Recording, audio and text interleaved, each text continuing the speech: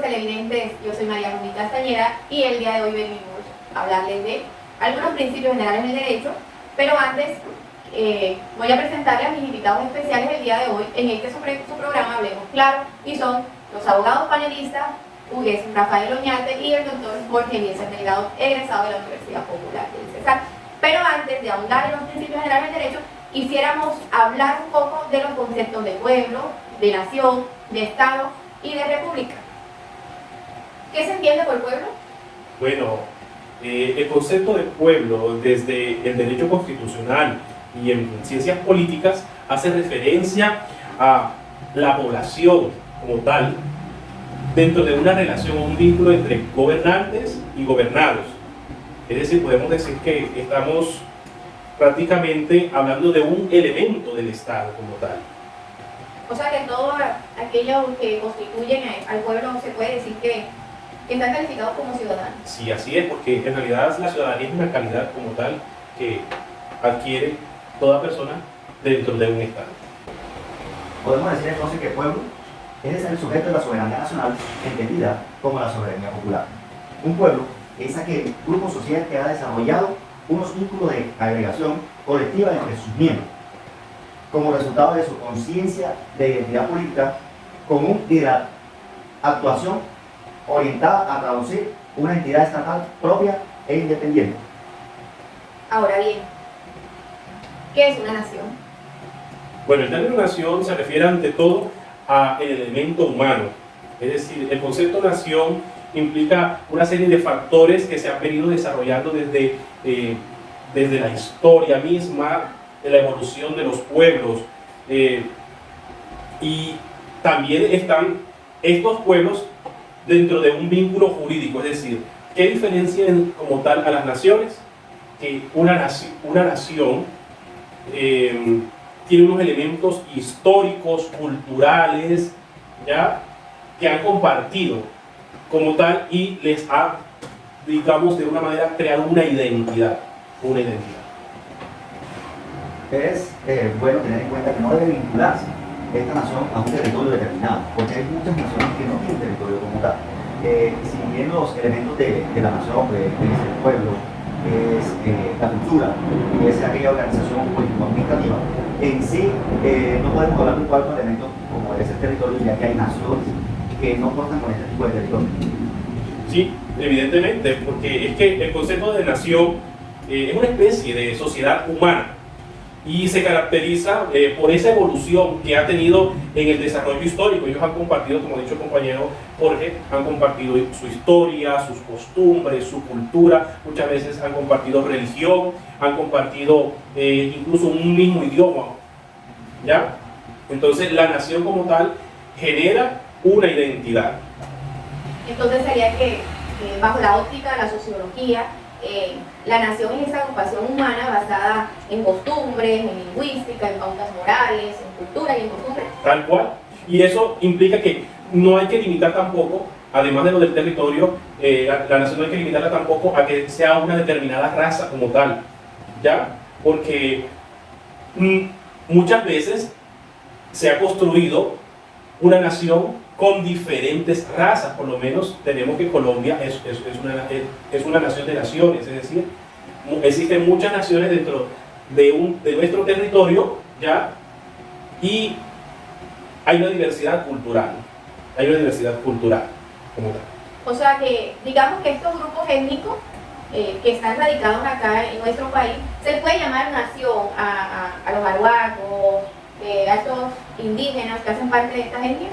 Claro, en Hispanoamérica la imposición de una misma religión, identidad mediante la conquista, así como el intenso cruce de razas, ha originado que se formen comunidades con manifestaciones culturales más o menos uniformes, lo que permite que estas aglomeraciones tengan o sean llamadas como tal nación. Entonces, la nación es el pueblo que domina un Estado. Entonces, ¿cómo se define el Estado? Bueno, eso no puede, digamos, con el compañero Jorge, ¿Cómo se define? aportarnos eso. Bueno, entonces ya hablamos que lo que era el pueblo, lo que era la nación, que la nación tenía tres elementos esenciales, que era la población, que en la población tenemos mucho que ver con lo que es los derechos humanos, que era la cultura que tenía que ver con el idioma, con la raza, que esta cultura pues, se podía hacer de forma material, de forma inmaterial, de material de todo aquello que nosotros desarrollamos, pasamos durante el ejercicio diario, construimos casas y eso. Y los materiales, pues, y todo lo que desarrollamos frente a lo que es la música, aquellas escenas artísticas que nosotros realizamos. Entonces, todo eso vinculado hace parte de esa cultura. Y el tercer elemento, como se había dicho entonces, que era una organización político-administrativa, que esa organización político-administrativa era lo que fundaba como tal, o se regía, o se elegía como Estado. Entonces definimos el Estado en su forma más simple, que podemos decir que es la integración de una o varias naciones en un territorio determinado y regidas por normas de derecho. Entonces, aquel Estado busca siempre la protección del soberano, que ya lo dijimos, mediante esas normas de derecho como es la Constitución y son las leyes. O sea, es decir, los estados son una misma estructura, pero basados o sujetos a normas jurídicas. Sí, señor. El Estado, como ya lo dije, está sujeto a varias normas jurídicas, como la Constitución, como es las normas que se eligen con el fin de ¿qué? De servir al pueblo. Un Estado puede estar formado por una sola nación, como es el caso de Israel, Japón, Irlanda, entonces sería un Estado mononacional. Cuando el sistema jurídico de un Estado agrupa varias naciones, se dice que este es plurinacional, como era el caso de la Unión de la República Socialista Soviética, que gobernaban diferentes pueblos, como rusos, armenios, cosacos, entre otros, Yugoslavia, cuando regía a los serbios, croatas, montenegrinos y macedonios. Es más, podemos decir incluso, Colombia es un estado plurinacional, porque alberga, como decía la compañera, alberga diferentes naciones. Si tenemos en cuenta el desarrollo histórico de Hispanoamérica, tenemos por lo menos la nación Aruac, que decía la compañera, tenemos también la nación Guayú. Tenemos los paisas y tenemos esa región, por lo menos de Antioquia, los paisas, ellos tienen la cultura y ese dialecto, que eso no se les quita, por más que vengan aquí a la costa de nosotros, ellos mantienen su esencia. Entonces, podemos ver en eso que hay varias naciones aquí dentro de un Estado. Investidos de autoridad. Sí, la soberanía del pueblo. Sí, porque hay que entender que lo que diferencia en realidad el Estado de una nación es que ellos están todos bajo el imperio de un ordenamiento jurídico. Es decir, el Estado es una estructura de poder y existen algunas relaciones de mando y de obediencia como tal, entre gobernantes y gobernados. Y el vínculo que los une es jurídico como tal. Y además de eso, tienen una organización política y jurídica.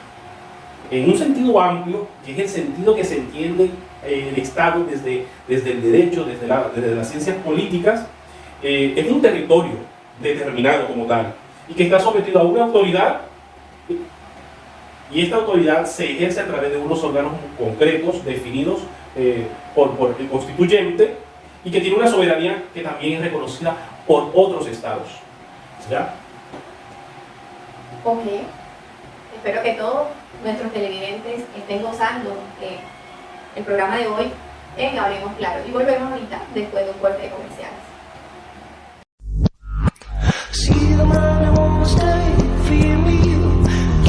Continuamos con Hablemos Claro y ahora vamos a definir el concepto de qué es país. Bueno, miren, en su momento ha habido muchos conceptos y se han entendido muchas veces como sinónimo lo que es Estado, lo que es país, lo que es pueblo. En el lenguaje coloquial se usa indistintamente, pero el término país en realidad se refiere más que todo a una porción geográfica, al aspecto del territorio en el que al espacio físico en el que ejerce el Estado su soberanía, ¿ya? Como tal, es decir, a una región determinada. En Europa siempre vemos que relacionan el país con región. De hecho, he escuchado mucho que a España se le llama el País Vasco y a Inglaterra el País de Gales. ¿Qué puede decirse en general? Que el país es un territorio que comprende un Estado o dentro de él una región.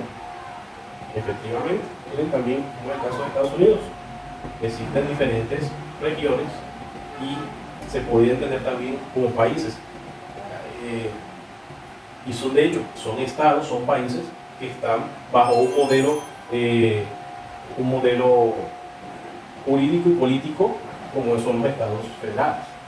Bueno, otro concepto importante, queridos televidentes, es qué es república. Y el término república tiene mucho que ver con la organización político-jurídica, que hace referencia a la organización de un estado y de su gobierno. Sí, es que es un régimen político en el que el poder, cosa pública o res pública, o cosa de todos, lo cual implica que sus titulares lo ejercen, no en virtud de un derecho propio, de un derecho divino o hereditario, sino en virtud de un mandato otorgado por el cuerpo social. El cuerpo social es el que otorga ese poder público. Doctor Ugue, ¿la república se opone a esa monarquía, a esa realeza? Bueno, normalmente se ha entendido así, pero no se debe confundir república con democracia, con el término democracia, porque existen monarquías en las que se da la democracia. Un ejemplo, tenemos la monarquía de Gran Bretaña. Y también existen repúblicas que pueden no serlo, pueden no tener ningún tipo de democracia. Un ejemplo sería en Grecia el de los coroneles, ¿ya? Entonces la palabra república y democracia muchas veces se han empleado como sinónimos similares distintamente, pero no deben confundirse, porque en la actualidad tiende a ser la república así, pero no siempre es así. Bueno, ahora en Hablemos Claro, hablemos de qué es el Estado Social de Derecho. Bueno, hay que entender que esto del Estado Social de Derecho son unas expresiones que han sido acuñadas, ¿ok? Y podemos partir por lo menos del término social, que toma ideas, doctrinas de los socialistas, pero no necesariamente significa que un Estado Social de Derecho como tal sea socialista, porque es otra cosa totalmente, ¿ya? Y como todos nosotros los colombianos debemos saber, nuestro Estado, Colombia, es un Estado social de derecho, y así lo está consagrando el preámbulo de la Constitución Política de Colombia, nuestra Carta Magna, ¿ya? Y en ellos ha establecido unos fines para garantizar un orden político, económico y social que sea justo. Encontramos un elemento fundamental para ese Estado social de derecho, como es el respeto por la dignidad humana, como es el trabajo, como es la solidaridad y la prevalencia del interés general. Entonces, este Estado social de derecho dice que el Estado sirve al pueblo, a la sociedad, bajo unos fundamentos legales o jurídicos que tocamos anteriormente, como es la Constitución y las leyes. ¿Para qué? Para garantizar ese eje central o esos elementos centrales que tiene el Estado social de derecho, como es la dignidad de las personas, que la persona no puede ser tomada como un objeto instrumentalizada, sino tiene que ser tomada como el fin del Estado es su protección, y garantizarle ese trabajo. Mediante ese trabajo es que el pueblo se desarrolla, que el pueblo adquiere su capacidad de impulso, y garantizar esa solidaridad de las personas. Tenemos que ser solidarios con el prójimo, y todos tenemos que ser iguales, y la prevalencia del interés general, que no puede estar en el interés particular por encima del conglomerado social. Además, en el texto constitucional se reconocen nuevos derechos que se apartan los derechos civiles y políticos que reconoce el Estado liberal clásico, como los denominados derechos sociales, económicos y culturales, entre ellos el derecho a la huelga, asistencia social, sindicalización, educación, recreación y entre otros. Bueno, y es que hay que entender que esto tiene un origen, ¿ok? Y que el Estado Social de Derecho no sale así de la nada. Por lo menos desde la escuela nos han venido diciendo cómo nace el Estado Social de Derecho, ¿ya? Y tengo entendido que el Estado Social de Derecho nace en Europa, concretamente en Alemania. Hay otras situaciones dignas de resaltar respecto al Estado Social de Derecho, como es el principio reconocido en la Carta en cuanto a la función social de la propiedad, ¿ya? Si vemos en los estados socialistas, no existe como tal el derecho a la propiedad, pero en Colombia sí está consagrado el derecho a la propiedad. El Estado, el ordenamiento jurídico, garantiza la propiedad, no totalmente, porque siempre va a prevalecer dentro del Estado Social de Derecho el interés público, el interés colectivo, el bienestar general. Y esto está por encima de lo que es la voluntad personal, y por lo tanto no se puede pretender que prevalezca dentro de un Estado social de derecho el querer individual por encima de las normas. Bueno, entonces entrando propiamente en materia, vemos y empecemos a hablar del Estado Social de Derecho como una sentencia, la sentencia C-288 del 18 de abril de 2012. ¿Qué alcance tiene esta sentencia en cuanto al principio social de derecho aquí en Colombia, doctor Rubens?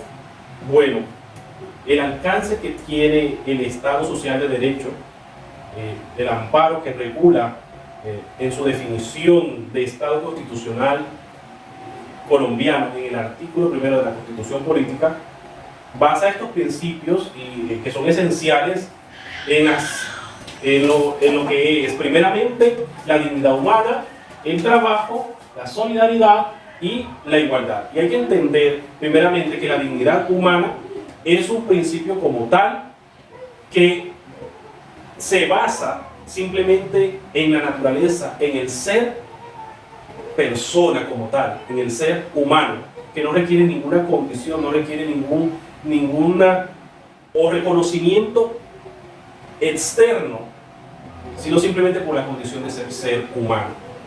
Y esta dignidad humana lo que busca es que no sean tratadas las personas como simples objetos. De acuerdo al principio fundamental de la dignidad humana, este principio como tal, consagrado en la Constitución Política de Colombia, hace referencia a la condición del ser humano.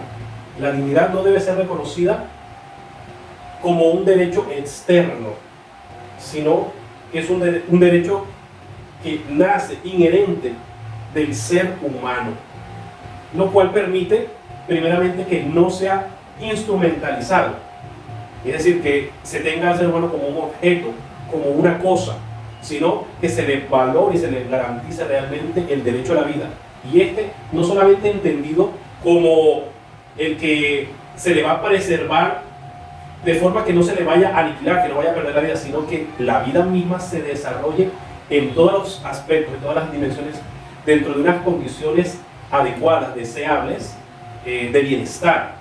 También está otro de los principios, que es el del trabajo. Y sabemos que este principio también es fundamental porque permite la consecución de los medios idóneos, adecuados, para que pueda el hombre o el ser humano, la mujer, ya, la persona, tener los medios, las condiciones que requiere para el desarrollo mismo de la vida. También, como hemos dicho anteriormente, está el principio de la solidaridad, y este principio se fundamenta en otros principios, como es el de la igualdad, ¿ya? Y el de la equidad, que también es otro de los principios sobre los que se desarrolla el Estado Social de Derecho, ¿ya? En la solidaridad hay que tener en cuenta que se ha superado esa visión asistencial que tenía el Estado de Derecho colombiano antes de la Carta de 1991. Ya es un deber tanto de las personas, de los ciudadanos, ¿ya?, como del Estado, velar para que el ser humano desarrolle esas condiciones y preserve la vida de tal modo que se puede evitar los riesgos o las situaciones que pueden conllevar a un desenlace fatal. Es decir, el principio de la solidaridad viene a auxiliarnos frente a las situaciones de fatalidad, ¿ya? Y como decía, también está el principio de lo que es la equidad, la igualdad, que busca, en este caso, brindar protección a los menos favorecidos. Entonces, bajo estos 4 principios se fundamenta el principio del Estado Social de Derecho. Sí, como podemos observar, como lo compañero Uve, pues son 4 elementos fundamentales dentro de este principio del Estado Social de Derecho, que es la carga que impone al Estado colombiano la protección de los derechos constitucionales desde la perspectiva fáctica. Así las cosas, esto se debe comprometer con la satisfacción de los intereses de los grupos sociales menos favorecidos. ¿A través de qué? A través de una relación de dependencia entre la ciudadanía plena y el acceso efectivo a las garantías y libertades que tienen las personas de exigir del Estado estos derechos. Ok. Muy buen tema, cómo se ha manejado el día de hoy. Espero que sea de agrado para nuestros amigos televidentes. Ahora quisiera tomar el principio de la democracia participativa y pluralista acá en Colombia. ¿Qué podemos decirles a nuestros televidentes de cómo se maneja aquí en Colombia este principio de democracia? Bueno, el principio de democracia participativa y pluralista, podemos decir primeramente desde la sentencia 336 de 1994, que el principio constitucional de la democracia participativa tiene operancia no solo en el campo estrictamente político, electoral, sino que se irradia en todos los aspectos, en todos los estamentos de la vida de la persona, como es en el aspecto administrativo, en el aspecto económico, en el aspecto cultural, social, educativo. De forma que el ser humano tiene una autonomía, ¿ya?, y una libertad para no solo asociarse y tener no solamente esa capacidad de desarrollar un libre pensamiento, sino de que puede vincularse activamente en las diferentes manifestaciones que se dan en la sociedad, ¿ya? Sí, este conglomerado social tiene la facultad para intervenir en las decisiones que adopte o deba adoptar el Estado, relacionadas con el diseño y ejecución de planes y programas para la económico-social o para la economía y la propia sociedad, diciéndolo así, y también para que actúe como fiscalizadores de la gestión pública. O sea que estamos viendo que la soberanía radica en el pueblo, que en este caso vendría siendo el veedor de aquellas autoridades administrativas que por medio del pueblo están ahí revestidas de autoridad para que sirvan a la sociedad. Es decir, estos ciudadanos están facultados para intervenir en las decisiones que tome el Estado. Es decir, sí, o sea, definitivamente también hay que tener en cuenta que todas las personas pueden participar como en el aspecto fiscal de la gestión pública del Estado, en las diferentes expresiones o manifestaciones o asociaciones que se dan en la sociedad. Tengamos en cuenta lo que dice el preámbulo de la Constitución en sus primeros artículos, que señala que dentro de las características sociales del Estado Social de Derecho es que es un Estado democrático, participativo y pluralista, ¿ya? Y esto conlleva que el Estado tiene unas obligaciones, como es la de contribuir a la organización, promoción y capacitación de las asociaciones profesionales, cívicas, sindicales, comunitarias, juveniles o de utilidad común, que no necesariamente son gubernamentales, y en detrimento en cuanto a la autonomía que garantiza este principio, este derecho fundamental a las personas como tal. Y el objeto es también brindar mecanismos que garanticen esa misma democracia, esa misma participación, ¿ya?, dentro de los cuales debe expedir unas leyes, unas normas de manera concertada que permita el control y la vigilancia de la gestión pública que establezca el órgano legislativo. Sí, compañera, estas acciones que tiene el soberano se hacen por medio de unos instrumentos de participación democrática que garantizan la constitucionalización de nuestro país. Se limitan a la organización electoral, no solo se limitan a esa organización electoral, sino que se extienden a todos los ámbitos de la vida individual, familiar, social y comunitaria que tiene el conglomerado ciudadano. o sea, que se extiende a toda la familia, a toda la sociedad en general. Así las cosas, tenemos en cuenta que la familia es el núcleo fundamental de toda sociedad. Desde ahí parte todo lo que tiene que ver con estas acciones, es el vértice, la columna vertebral, la base pues es la familia, desde ahí se desprende estas acciones sociales.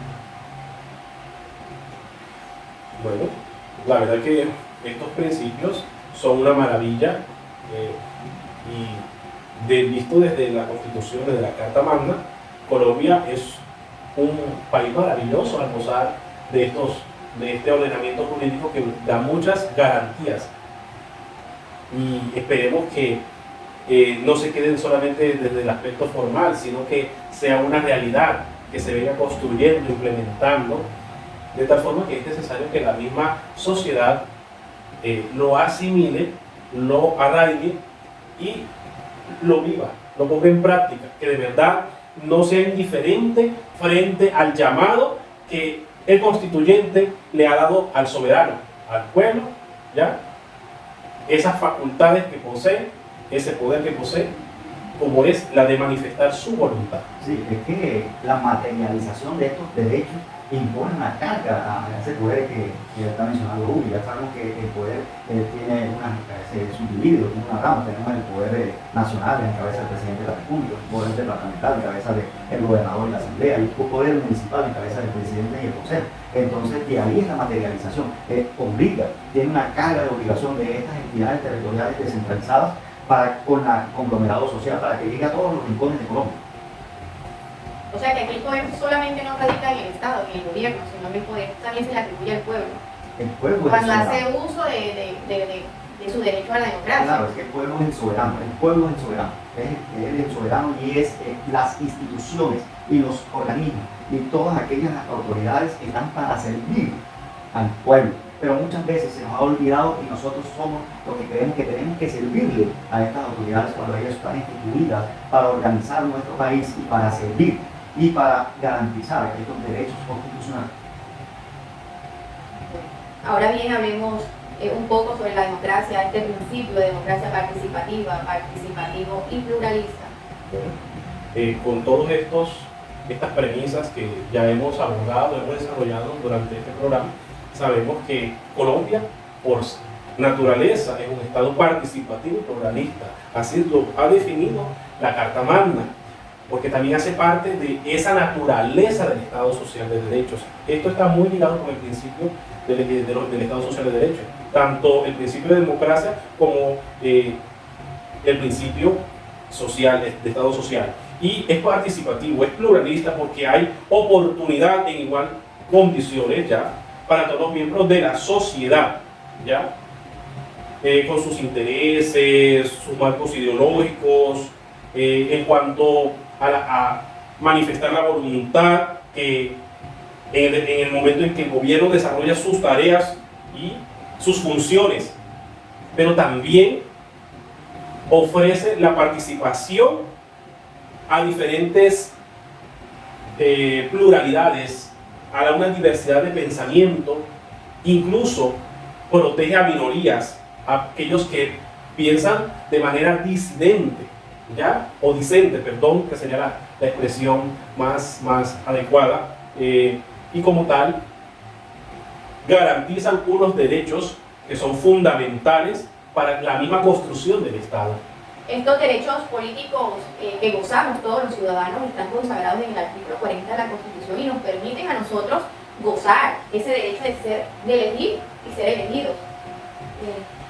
Efectivamente, y así lo manifiesta la sentencia C644 de 2004, en el que dice que la Constitución Política de 1991, el pueblo, que es soberano, decidió convalidar, entregar a través del voto una confianza a la democracia. Es decir, y en ese mismo preámbulo y también en varios artículos se hace alusión a la adopción del Estado Social de Derecho y a la misma democracia, que es un régimen político que lo define. Es decir, esta es la naturaleza, la razón de ser del Estado, y a la vez, como de ser razón de ser, se vuelve mecanismo, se vuelve medio para conseguir unos fines, unos objetos que define el mismo sistema jurídico-político que es el Estado Social de Derecho. En aras de tener a los ciudadanos satisfechos, me imagino, como para lograr un orden social justo, una convivencia pacífica. Así es, y no solamente en eso, también por lo menos esto permite cada vez establecer las normas, las leyes con las que se quiere regir y gozar y disfrutar el pueblo mismo, organizar el mismo Estado, ya cómo va a desarrollar su política, y por lo tanto nos invita a no ser indiferentes, como hemos dicho anteriormente, sino a participar de manera efectiva, de manera activa, real, Es que ha dicho la misma Corte que la democracia tiene una naturaleza expansiva, universal, en todo su emporio o amplitud. Este contrato que ha hecho el soberano con las autoridades, ¿no? Y con esa trama del poder público no implica que le vayan a coartar un derecho. Y en Colombia recientemente tenemos un muy pronunciado caso de lo que es el nuevo liberalismo, donde la Corte Constitucional ya haya dado el aval para que se erijan nuevamente como un partido político y así garantizar esa naturaleza de la esencia participativa del conglomerado social. Doctor Jorge, ¿cuándo nace aquí en Colombia la idea de esta democracia participativa? ¿Cuándo la adopta Colombia?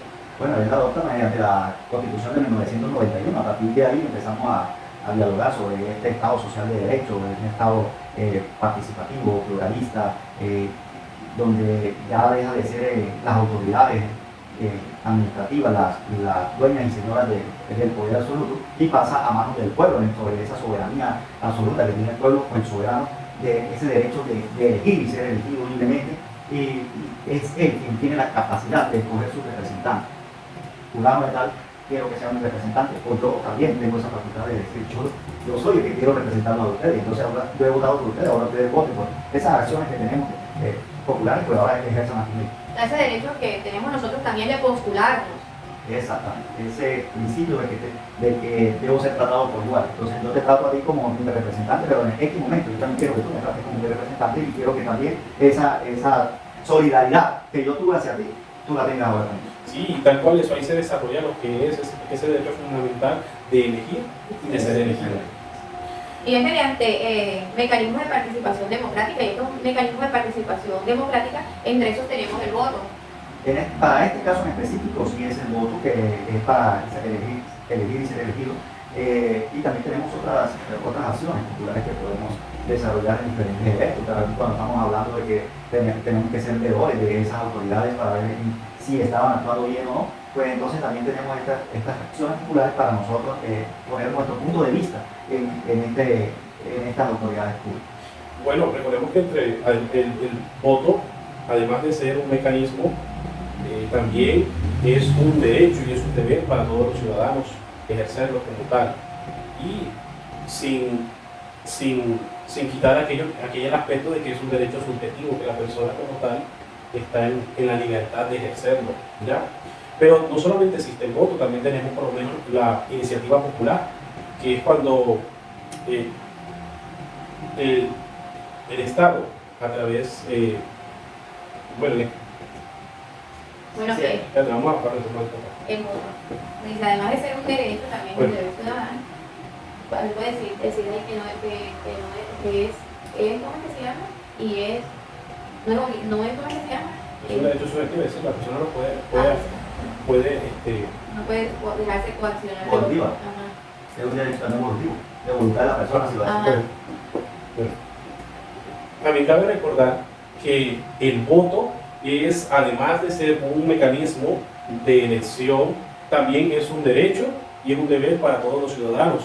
Y como tal, eso no rompe aquel aspecto del derecho subjetivo, sino que todos los ciudadanos que como tal gozan de esa calidad de ciudadano dentro de un Estado pueden ejercerlo de manera libre, es decir, voluntariamente, volitivo.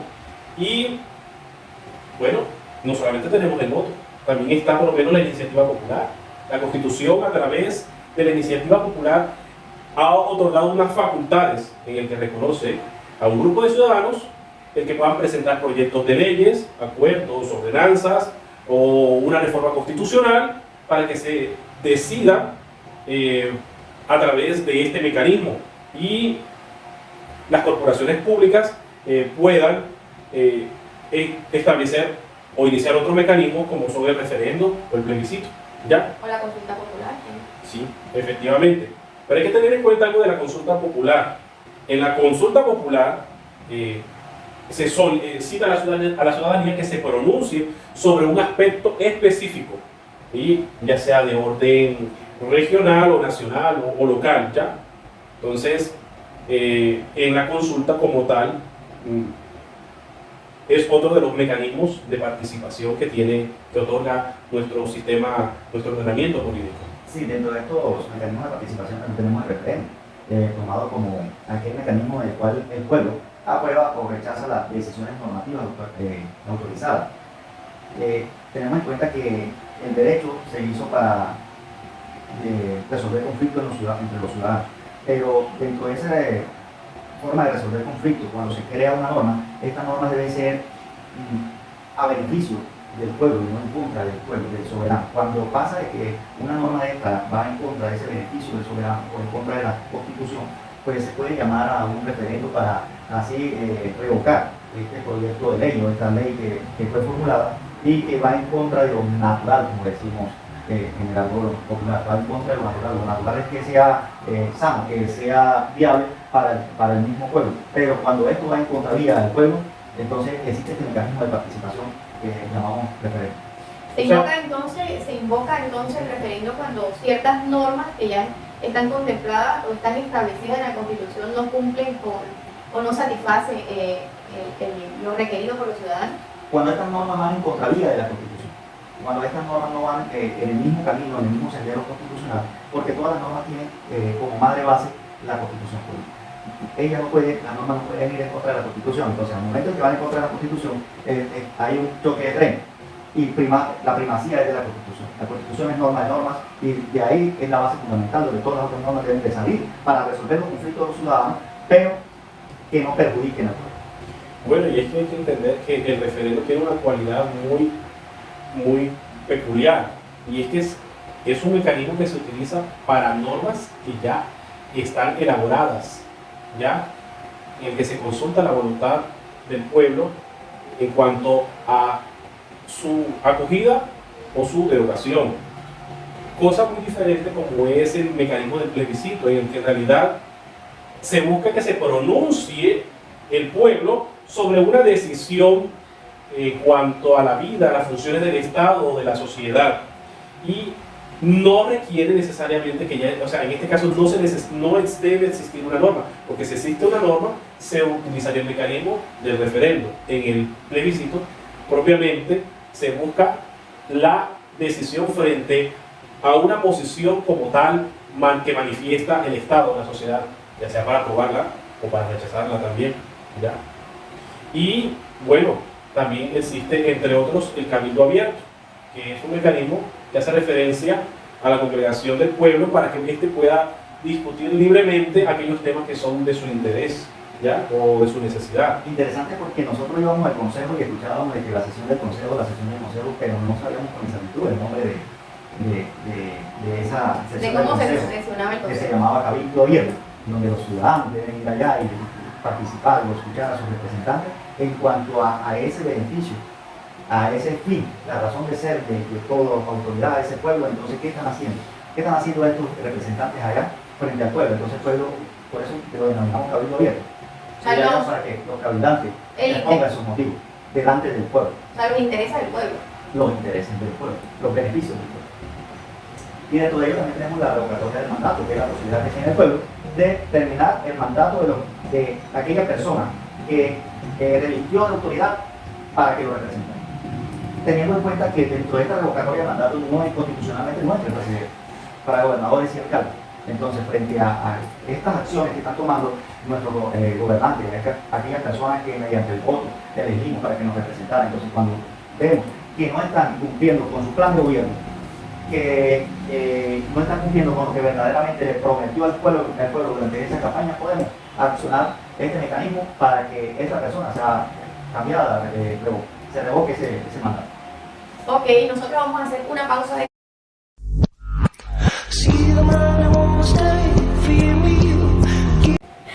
Y retomamos con Hablemos Claro.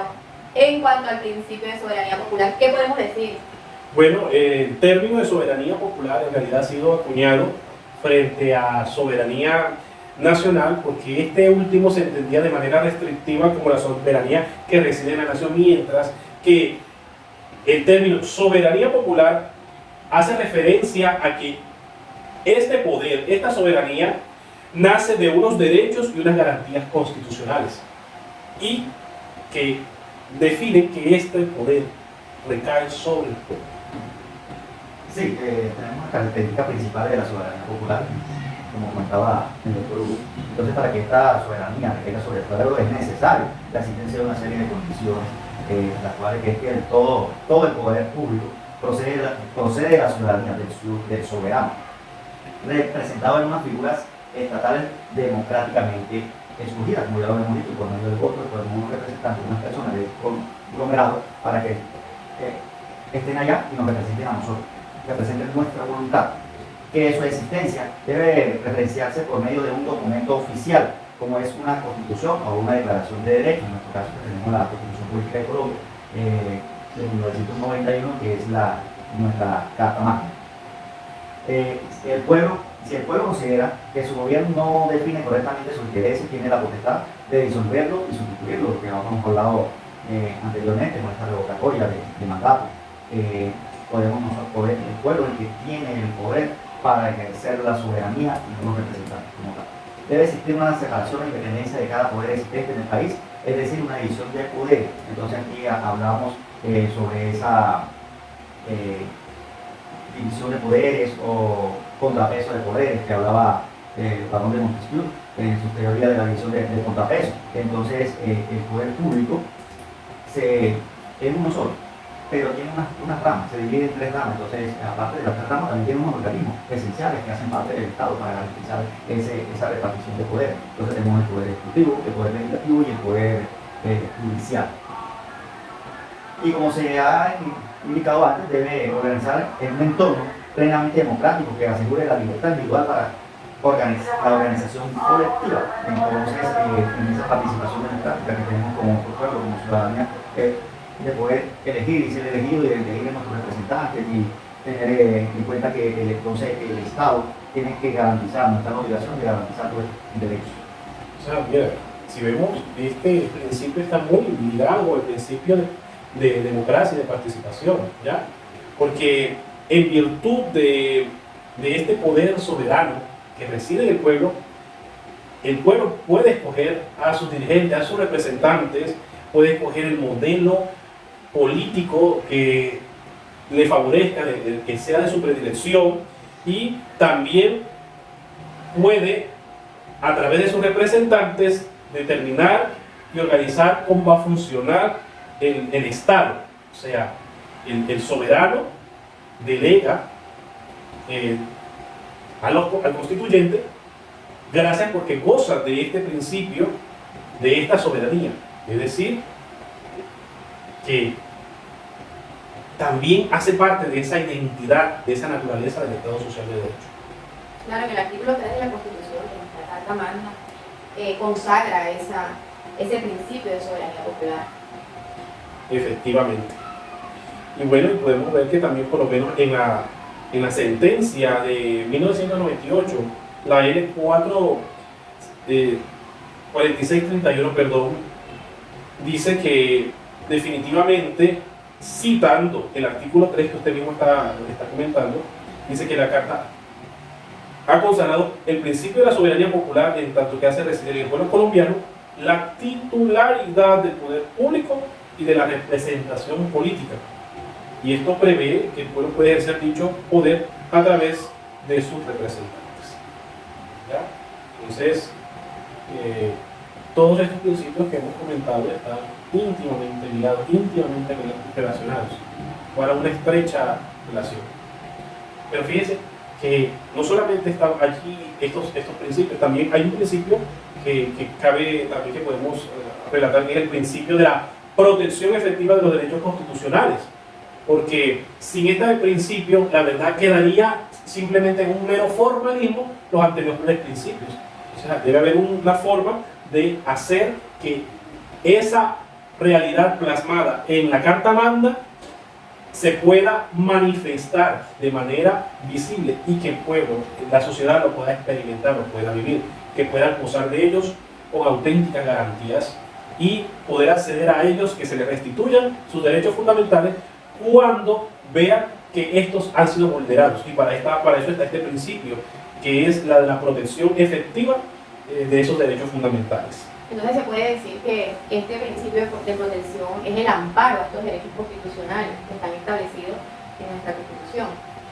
Sí, mediante unas ramas jurisdiccionales con que cuenta el Estado, que es la manifestación de la voluntad para dirimir estos conflictos con base a derecho. Entonces tenemos una jurisdicción constitucional que es la que protege estos derechos fundamentales para concientizar la fuerza normativa constitucional de los derechos en dos ámbitos: el estatal, que vale decir que es la protección contra el poder político del Estado, y en cuanto a lo privado, que es la protección contra el poder particular. La verdad que uno se siente como orgulloso de que conocemos de todas estas garantías, de todos estos derechos, de todos estos principios, y qué mejor poder compartirlos a través de estos espacios para darlos a conocer, que sean de conocimiento público, porque muchas personas desconocen que en Colombia existen verdaderos mecanismos que permiten amparar y garantizar sus derechos. Por lo menos a mí me llama mucho la atención dentro de esos mecanismos, que está el mecanismo, de los mecanismos procesales, está el del derecho de petición. Es interesante que toda persona gratuitamente y sin un abogado pueden acudir a este mecanismo para poder solicitar que se le garantice derechos fundamentales. Pueden pedir incluso lo que son por lo menos información, pueden pedir documentos, y dentro de 10 días hábiles pueden obtener acceso a esas ¿Por qué no nada más? Sí, Los mecanismos, pero no destinamos. No. O sea que de hecho tenemos un mecanismo judicial de protección. Está juicio, tenemos que, como es el derecho de petición, pero no resolvamos. Porque es que no nos está pidiendo No está pidiendo que hablemos de los principios, cómo se identifica un principio. y que son garantes para restablecer y proteger los derechos sobre todo individual y colectivo. Lo esencial es cómo se identifica cada principio. Se congeló. Anda. ¿Quién es el niño? ¿Tu papá qué va? Y que se le vaya moviendo. Sigamos. Bueno, y bueno, y es que la verdad es de mucho interés que a través de estos espacios podamos compartir toda esta información que atañe, que es de interés público, porque existen muchas personas que de verdad desconocen que nosotros aquí en Colombia conocemos de verdaderos mecanismos que permiten proteger efectivamente y garantizar los derechos fundamentales. A mí por lo menos me llama la atención que conocemos del mecanismo procesal del derecho de petición. Este permite, consagra a través del artículo 23 de la Constitución que las personas tienen derecho de presentar peticiones de manera respetuosa a las autoridades por motivos de interés general o particular y a obtener una pronta respuesta. ¿Ya? Entonces, la verdad que es el mecanismo prácticamente inicial que tiene todo ciudadano para poder exigir sus derechos fundamentales. O este derecho de petición se puede de pronto exigir en cuanto a una persona que se le esté violando el derecho al debido proceso. Efectivamente, porque el debido proceso también es un derecho fundamental que garantiza que la persona pueda tener acceso a la justicia, ¿ya? A la justicia y también a ser escuchado, ¿ya? A la defensa. Y no solamente se va a limitar allí, sino que permite que todo el andamiaje procesal, todo de verdad pueda garantizar los derechos fundamentales que pretenda, ¿ya? Entonces, el derecho al debido proceso también es fundamental dentro de nuestro ordenamiento jurídico y también está contemplado como un mecanismo de protección como tal, ¿ya? Y no solamente existe este mecanismo procesal que es el del derecho de petición, también tenemos por lo menos los mecanismos judiciales, ¿ya? Como la acción de tutela. Exacto, la acción de tutela es un mecanismo también para garantizar derechos fundamentales de manera efectiva. Todo esto está ligado con este principio de la defensa efectiva de los derechos fundamentales. Estos derechos de acción son realmente importantes, que sean conocidos por el pueblo, porque es de allí donde radica su gran importancia cuando considere el ciudadano que sus derechos han sido vulnerados por parte de las autoridades o que necesita una claridad con respecto a un tema específico. Entonces, si necesitamos la claridad, tenemos un derecho de petición y cuando se nos vulnera esos derechos, pues ese derecho de acción que tenemos con la tutela para que el alto tribunal determine cuál es ese derecho que se nos ha vulnerado y se nos dé una favorabilidad y un cumplimiento por parte de estos organismos.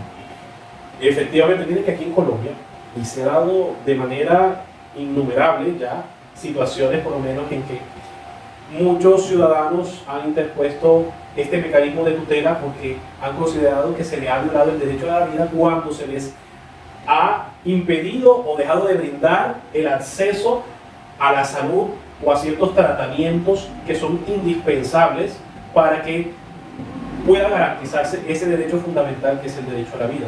Si vemos, el derecho a la salud no está dentro de los derechos fundamentales, pero por vía jurisprudencial es un derecho fundamental conexo porque tiene una relación, es uno de los medios que garantiza ese derecho fundamental a la vida. Entonces miren que se ha dado de manera desbordante, lastimosamente, pero gracias a este mecanismo de tutela que implica también solicitar, cuando hay un daño irremediable, solicitar prioridad de respuesta y el juez está bajo la obligación de otorgar esa prioridad para poder responder a este mecanismo que es invocado. Sí, o sea, se tiene en cuenta el tiempo o el riesgo que tiene una persona de perder la vida en cuanto a tratamientos médicos. A eso se le da prioridad, no se le da prioridad, al trámite es más rápido. Efectivamente, porque es que se lesionaría un bien jurídico que es la vida si no se atiende de manera prioritaria, ¿ya? Es que veremos cómo se han eslabonado cada uno de los principios que hemos tratado en esta charla que tenemos aquí, donde empezamos por hablar del pueblo, y que es del pueblo que tenía contaba con unos elementos que era la población, la cultura y una organización administrativa, y que dentro de esa población era la defensa de los derechos humanos, y ahí se basaba la soberanía del pueblo, la defensa de esa soberanía. En cuanto a la organización político-administrativa, hablamos del poder, y todo esto después encontramos unos elementos como era la protección a la dignidad humana, el derecho a la dignidad humana, el derecho al trabajo, el derecho a la igualdad, el derecho a la solidaridad. Entonces vemos cómo haciendo una ponderación de estos derechos y que estos derechos se convierten también a veces en principios y en valores, haciendo una ponderación de la dignidad humana, es la columna vertebral de donde nacen todos los derechos, y de ahí donde nacen, y donde se debe proteger el derecho a la vida, el derecho al trabajo, el derecho a la salud, el derecho a no ser al maltrato, por lo que hablamos a la extorsión. Todos estos principios se van concaminando y nos están diciendo: Colombia, mediante este pacto que tú hiciste en esta Constitución de 1991, tienes unos principios explícitamente consagrados. O sea, volvemos al preámbulo de la Constitución. Exacto, para que tú expresas tu soberanía y reclames tus derechos.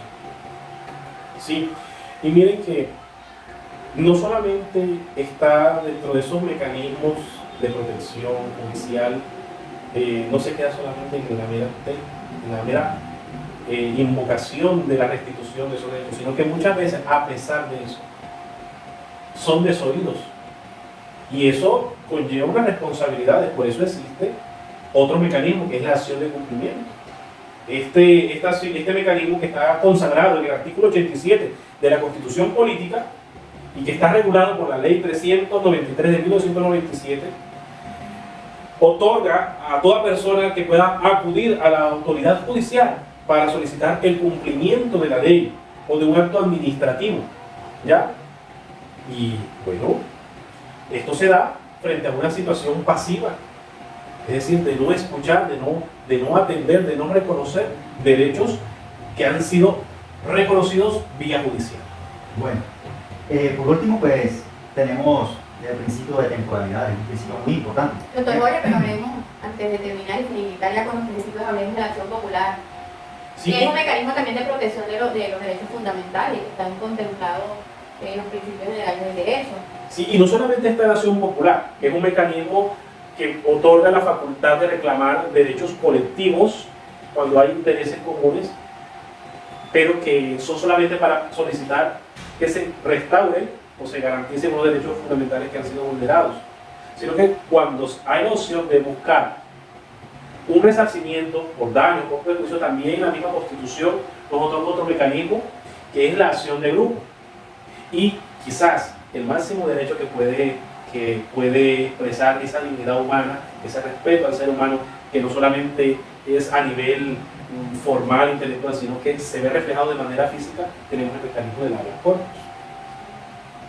Y sabemos que este derecho está protegiendo la libertad y la dignidad humana. Tanto es así que es el mecanismo que contempla una acción de respuesta prácticamente más acelerada. Son 36 horas como tal, y puede ser invocado cuando se considere que una persona ha sido privada de la libertad de manera injusta, o que por lo menos no conforme a derecho. Principio de aplicación inmediata. ¿Cómo sería ahí, doctor? Pues sería cuando resulta que la jurisdicción penal manifiesta que para que una persona en el proceso de captura, judicialización, son 36 horas para ser dejados a disposición de la autoridad judicial competente, en este caso un juez de control de garantía, para que dentro de esa audiencia legalice su captura. Cuando esta persona no es tenida en cuenta dentro de esas 36 horas, se pasan 36 horas, sin una causa justificable del por qué se pasó, inmediatamente la persona puede evocar, o su abogador puede abocar por este habeas corpus, que es la libertad de mi cuerpo, la libertad de la persona, para que inmediatamente le remueve ese derecho, o ese derecho que fue restringido, y le decía otra vez, otorgado. Y ahí hablamos también, cuando hablaba de la ponderación, entonces vemos derechos que pueden ser restringidos, que no todos los derechos son absolutos, pero hay una ponderación en cuanto a ello, y entonces aquí está la dignidad humana y la libertad de esa persona, que tiene que inmediatamente poner en libertad la autoridad judicial que lo tiene ahí restringiendo ese derecho. Muy bien. Ahora sí, abordemos el último principio, doctor Juan. El principio de temporalidad en estado de excepción, que es el que vamos a tocar hoy, pues nos habla de ese tiempo que tiene la autoridad, en este caso el presidente de la República, para tomar decisiones cuando hay hechos sociales graves. Podemos encontrarlo frente a una calamidad pública, puede ser por un terremoto, por inundaciones, cuando tenemos el fenómeno de la niña. Y lo que pasó con la pandemia también Y se puede. lo que pasó con la pandemia también el presidente puede apelar por este poder que él tiene, a pesar de que no hace parte de esa rama legislativa, pero entonces es el poder residual que él recibe, o este poder extraordinario que él recibe para poder dictar normas. Él puede dictar normas, pero tiene un requisito esencial, que esas normas deben ser dentro de un tiempo determinado. En que el presidente de la República adquiere competencia legislativa, o sea, puede expedir decretos con fuerza de ley. Esto se le llama estado de excepción. Entonces él asume este poder, pero este poder tiene un tiempo límite, no es para toda la vida, no es eterno, porque le estaría quitando las competencias al poder legislativo. Entonces, él dentro de este corto tiempo, él puede legislar y hacer sus actos. ¿Para qué? Para superar un hecho de calamidad pública.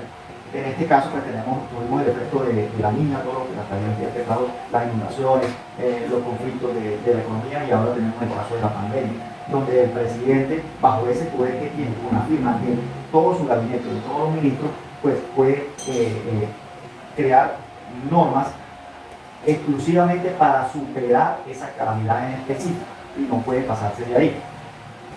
Esto tiene, dentro de estos límites que tiene, es que la Constitución le da 30 días para que él lo ejerza, o dependiendo del tipo de situación se puede prolongar por unos meses más, pero todo depende del tipo de situación que exista en el momento. La temporalidad le dice que son 30 días, y si él se pasa de esos 30 días, ya habría un vicio. Y si él se pasa. Le da 30 días, y si él se pasa de estos 30 días, pues ya habría un vicio en cuanto a la ejecución de esta legislación. Ya entonces no estaría legalmente constituido. Eso pasó el año pasado, cuando el presidente, bajo esa embestida de esa autoridad en la pandemia, sacaba los decretos cuando los confinamientos de los 15 días, luego otro decreto que ya no iba por 15 días, sino por 30 días, porque me imagino que a los 15 días ya se le había cumplido ese estado de excepción.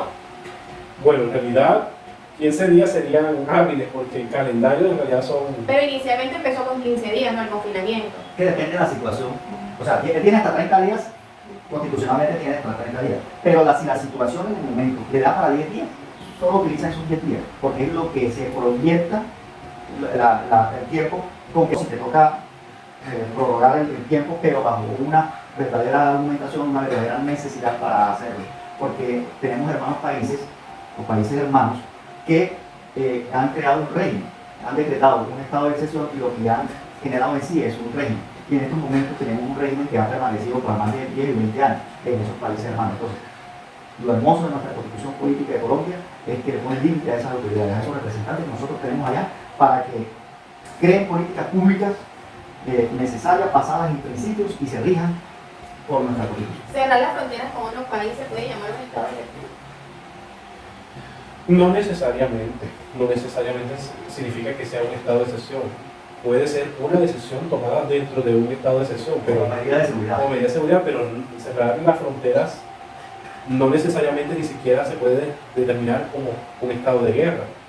Pese de que hayan situaciones en que se hayan roto vínculos diplomáticos entre los estados en que se vean afectados bajo esas decisiones, pero no se podría decir No, que entonces no se estaría vulnerando eso, No. cerrar una frontera se estaría vulnerando también Lo los que- derechos no, porque y es que- los tratados internacionales. Porque es que cuando se cierra la frontera, se hace bajo un argumento. En el caso de la pandemia hubo cierre de frontera. Puede que sería como una vulneración de derechos, pero es que en realidad hay derechos fundamentales que se están Una ponderación. colisionando, se colisionan, y frente a una colisión, nuestro ordenamiento jurídico permite hacer una valoración ponderada bajo un principio de razonabilidad, que derechos fundamentales tienen prioridad en la medida que lesionan en el menor grado posible aquellos otros derechos que se ven limitados en el sentido.